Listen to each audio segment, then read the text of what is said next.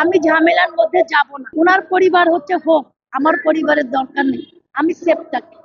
এই চিন্তা ভাবনা থেকেই ওনারা জানে যে একজন সনাতনী সম্প্রদায়কে মারতে আসলে 5 জন সনাতনী পিছিয়ে যাবে, যেটা মৌলবাদীদের ক্ষেত্রে উল্টা। যেটা আপনারা দীপু হত্যার থেকেই দেখেছেন, জীবন্ত পুড়িয়েছে, যে সে আদৌ কি মহানবী সম্পর্কে বাজে কথা বলেছিল কিনা, এটা কিন্তু কেউ অ্যানালাইসিস ওই মুহূর্তে করে নাই।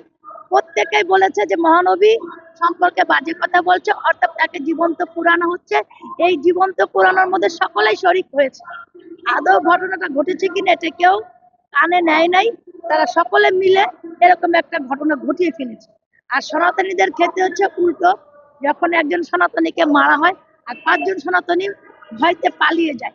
এইটাই মৌলবাদীরা একটা নিয়ন্ত্রণের মধ্যে নিয়েছে। তারা মনে করছে এক একজন সনাতনীকে আমি মেরে ফেলবো, বা এক একজন সনাতনীকে চাকরি থেকে বরখাস্ত করে 5 জন সনাতনী চলে যাবে।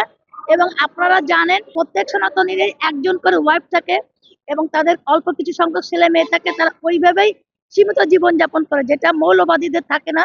তাদের 5 জন সন্তান থাকে, 5 জন স্ত্রী থাকে, এবং 5 জন স্ত্রীতে 3 জন করে বাচ্চা হলে অটোমেটিক 15-20 জন হয়ে যায় একটা মানুষের। এই কারণে সনাতনীর সংখ্যাগরিষ্ঠতা কমে যাচ্ছে আর মৌলবাদীদের সংখ্যাগরিষ্ঠতা বেড়ে যাচ্ছে। এই বেড়ে যাওয়ার কারণে কিন্তু ধন সম্পদ তো আর অনেকের বাড়ে না।